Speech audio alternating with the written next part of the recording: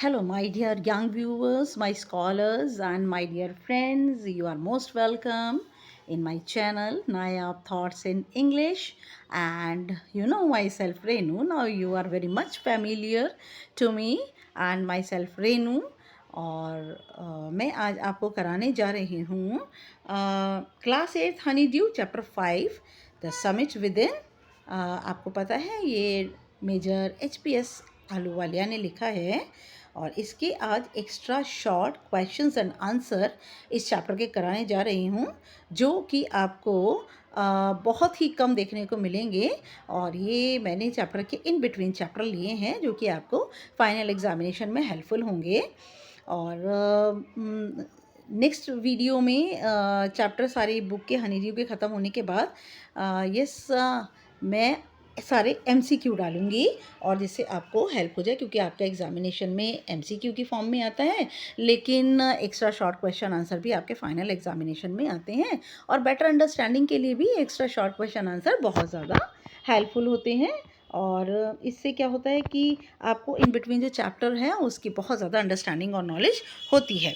तो थोड़ा सा आगे जाने से पहले मैं आपको थोड़ा इसके बारे में बता देती हूँ कि 1965 में मेजर एचपीएस आहलूवालिया ने और उनके बहुत सारे और साथियों ने, I think that they all are 11 लोगों ने कॉन्कर्ड, जीता था किसको? हाईएस्ट पीक माउंट एवरेस्ट को। आपको पता है माउंट एवरेस्ट सबसे ऊंची चोटी है और इसे जीता था। और इसके हीरोज़ कौन कौन है जो कि चैप्टर में बेसिकली दिए हैं? मेजर एचपीएस आहलूवालिया और sir Edmund Hillary, Harish Chandra Rawat and फू डॉर्जी। ओके, आप देख सकते हैं कि कैसे ये माउंटेनियर्स जो हैं वो जा रहे हैं और कैसे कितना डिफ़िकल्ट होता है माउंटेन के ऊपर चढ़ना। आपको अच्छी तरह पता है कि अपनी जान को रिस्क में डाल करके और कैसे उन्होंने इसको जीता, कॉन्कर किया। Okay, now I am going to take a short question answer.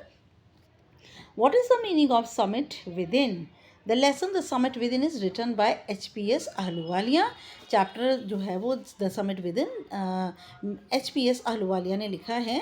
और summit means the mountain and with in means inner self. Summit का मतलब है पहाड़, शिखर, और विद इन का मतलब होता है आपकी आंतरिकता। Summit within refers to the conquest of. Summit within किस ओर संकेत करता है? जीत हासिल करना, परसिस्टेंस हमारे दृढ़ निश्चय पर, एंड्योरेंस हमारी सहनशीलता पर, एंड विल पावर और हमारी आत्मशक्ति पर। It is more difficult than Everest. और ये तीनों चीज़ों को हासिल करना ज़्यादा मुश्किल होता है बजाय एवरेस्ट को हासिल करना। और अगर आपने इन 3 चीज़ों पर जीत हासिल कर ली तो एवरेस्ट पर जीत हासिल करने के लिए ये बहुत ज़रूरी है। और आप एवरेस्ट पर जीत हासिल कर सकते हैं। मैंने पहले कहा ये चैप्टर बड़ा ही इंस्पिरेशनल है, मोटिवेशनल है। Okay, now question number 2। Why was Major sad when he was standing at the top of the Everest? Everest पर पहुंचने के बाद जो मेजर आहलूवालिया हैं वो क्यों उदास थे? He was sad because there would be nothing higher to climb. वो इसलिए उदास थे क्योंकि अब इससे ज़्यादा ऊंचाई चढ़ने के लिए नहीं थी। Now everything he had conquered.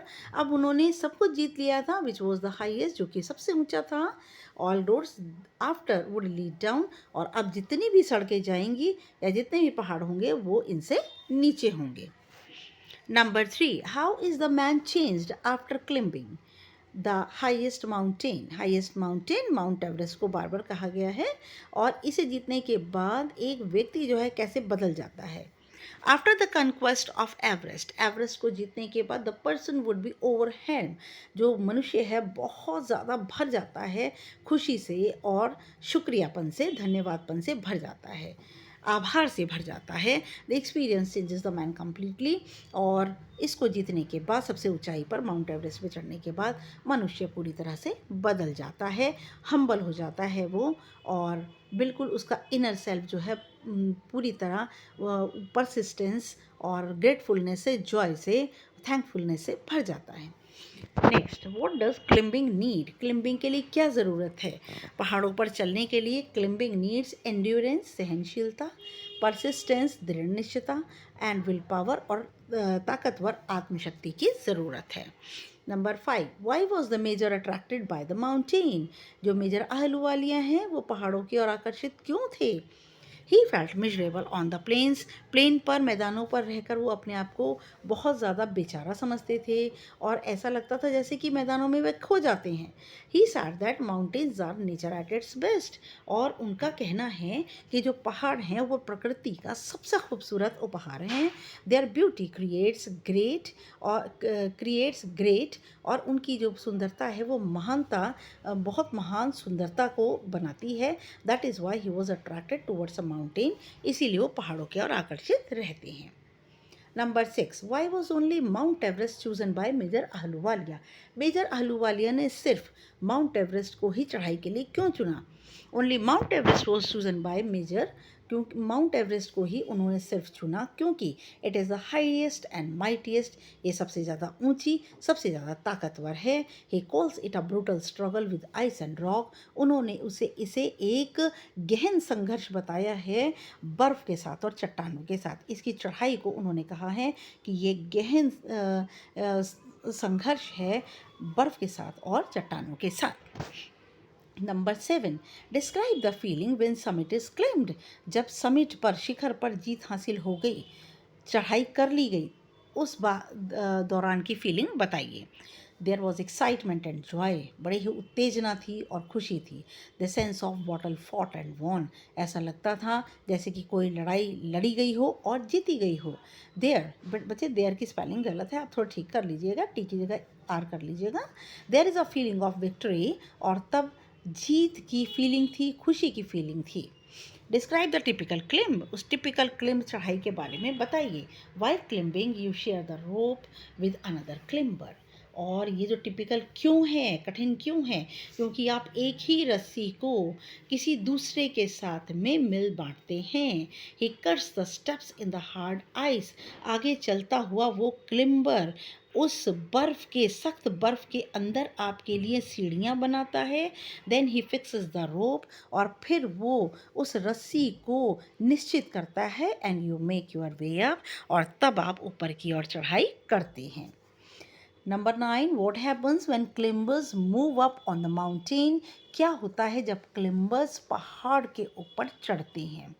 When climbers move up on the mountains, जब भी क्लिम्बर्स चढ़ने वाले पहाड़ पर चढ़ते हैं, they feel suffocated, उन्हें ऐसा लगता है जैसे उनका दम घुटता है। It seems breathing is difficult, और ये तो आपको अच्छी तरह पता है, जितनी ऊंचाई पर व्यक्ति चला जाता है, सांस लेने में उतनी ज़्यादा कठिनाई होती है। The climber things why he has undertaking the ascent, और क्लिम्बर को सोचता है कि उसने इस पहाड़ की चढ़ाई को क्यों चुना। Number 10, what does the narrator see when he looks round, narrator क्या देखता है चारों तरफ, जब अपना सिर घुमाता है चारों तरफ, क्या देखता है पहाड़ पर चढ़ने के बाद, समिट पर, एवरेस्ट पर चढ़ने के बाद। ही सॉ सिल्वरी पीक्स, उसे दिखता है चांदी जैसी बड़े बड़े माउंटेन्स, चोटियाँ, थ्रू द क्लाउड्स, बादलों के बीच से। The surrounding peaks look like a necklace around the peak of your summit, और आप जिस पहाड़ पर चढ़े हैं उसके आसपास की घाटियाँ आपके पहाड़ के, ऐसा लगता है जैसे गले में कंठहार की तरह खूबसूरत दिखाई देती हैं।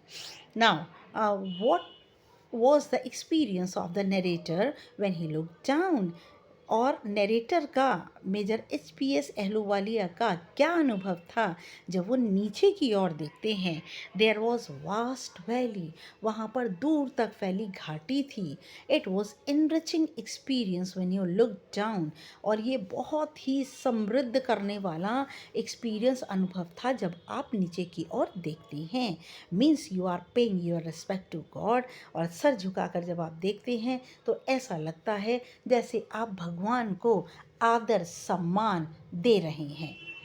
Number 12, how did all the climber pay their respect to the summit, और आप कैसे सारे क्लिम्बर ने जो उनके साथ गए थे, ऑल्दो देयर वर 11 और 12 क्लिम्बर, हालांकि 11-12 क्लिम्बर थे, लेकिन इन 4 का ही डिस्क्रिप्शन उन्होंने दिया है क्योंकि ये मेन जो थे, जो पहुँचे थे वहाँ पर ऊपर, और उन चारों क्लिम्बर ने उसको, समिट को, शिखर को, माउंट एवरेस्ट को क्या आदर अदा किया। Major left the picture of Guru Nanak, major ने, क्योंकि ये एक सिख हैं, इन्होंने गुरु नानक की तस्वीर वहाँ छोड़ी। Rawat left a picture of goddess Durga. Rawat ने देवी दुर्गा का चित्र छोड़ा। Phu Dorji left a relic of Buddha, और फू डॉर्जी ने बुद्धा का एक छोटा सा ऑब्जेक्ट रखा। एंड एडमंड हिलेरी, और Edmund Hillary, Sir Edmund Hillary कहेंगे आप, Sir Edmund Hillary buried a cross, उन्होंने एक क्रॉस आपको पता है क्रिश्चियनिटी का बहुत रिलीजियस पायस हॉली सिंबल है, वहाँ पर क्रॉस छोड़ा चट्टानों और पत्थरों के नीचे। Now number 13, describe another summit. अब ये एक समिट तो माउंट एवरेस्ट है बेटा, दूसरे समिट जिसके बारे में उन्होंने चैप्टर का टाइटल रखा है, और चैप्टर बड़ा ही टाइटल बहुत ही एप्ट है, क्योंकि उन्होंने माउंट एवरेस्ट के साथ साथ अपने भीतर का जो शिखर है उसको भी डिस्क्राइब किया है। तो यही वो अनदर समिट है। Another summit is one's inner self. Another summit एक व्यक्ति की आत्मिक ताकत है। इट इज़ आवर माइंड, ये हमारा दिमाग है। Every one has his own mountain peak. हर एक की अपनी अपनी चढ़ने के लिए पहाड़ी शिखर होते हैं। He must climb to it to get fuller knowledge, और उस पर हर एक को चढ़ना चाहिए। Although it is very much difficult, हालांकि ये बहुत ज़्यादा मुश्किल होता है, लेकिन हर एक को चढ़ना चाहिए जिससे कि वो पूर्णता, पूरा कंप्लीट नॉलेज, ज्ञान प्राप्त कर सके। Number 14, what is the effect. बच्चे व्हाट की स्पेलिंग ठीक कर लेंगे आप। What is the effect of internal and outer climb on one's personality. एक व्यक्ति की पर्सनालिटी के ऊपर, एक व्यक्ति की पर्सनालिटी के ऊपर भीतरी और बाहरी चढ़ाई का क्या प्रभाव होता है। Now the effect of both the climb is same. दोनों ही चढ़ाइयों के प्रभाव एक जैसे हैं। Both the climb change you. दोनों की दोनों चढ़ाइयाँ आपको बदल देती हैं। They teach about the world. ये सिखाती हैं संसार के बारे में, एंड अबाउट योर सेल्फ, और आपके अपने बारे में। जब तक आप अपने बारे में नहीं समझते बेटा, तब तक आप अपनी लाइफ में गोल को सेट नहीं कर सकते। जब तक आपको न पता हो आपकी कैपेबिलिटीज़, एबिलिटीज़, आपकी स्ट्रेंथ, वीकनेसेस क्या हैं, तब तक आप अपनी लाइफ में कोई भी गोल को अचीव नहीं कर सकते, कोई भी टारगेट नहीं बना सकते। इसलिए ये चैप्टर इतना इम्पॉर्टेंट है कि उन्होंने बताया है कि एक फिज़िकल क्लिम माउंट एवरेस्ट है, एक मेंटल क्लिम हमारा माइंड है। Now, last but not the least, I always said, how does to be an Everester beneficial for Major ahluwalia। एक एवरेस्टर बनने के बाद मेजर ahluwalia को क्या लाभ होता है। It has provided him with the inspiration. ये इन्हें देती है प्रेरणा to face painful experiences with firmness, कि बहुत ही दर्द के अनुभवों को फर्मनेस का मतलब दृढ़ता के साथ, डिटर्मिनेशन के साथ, चट्टान के साथ, एकदम चट्टान जैसी पर्सनालिटी के साथ हमें फेस करना चाहिए। Both the summits are worthwhile. दोनों के दोनों समिट ही हमारी ज़िंदगी में यूज़फुल हैं, हमारी ज़िंदगी में वर्थलेस नहीं है। They are worthwhile, they are fruitful. Now yes, last में आपसे कहूँगी कि प्लीज़ मुझे सब्सक्राइब करिए, मेरा चैनल न्यू है, और लाइक, शेयर एंड कमेंट कीजिए। आपका अच्छा कमेंट तो मैं लूँगी ही, पर मैं आपका बुरा कमेंट भी लूँगी। क्यों, मुझे पता चलेगा कि मेरी टीचिंग में क्या कमी है, जिससे कि मैं अपनी टीचिंग को और इम्प्रूव करूँ और आपके लिए अच्छे से अच्छा मटेरियल प्रोवाइड करूँ। नेक्स्ट वीडियो तक के लिए good luck and good bye.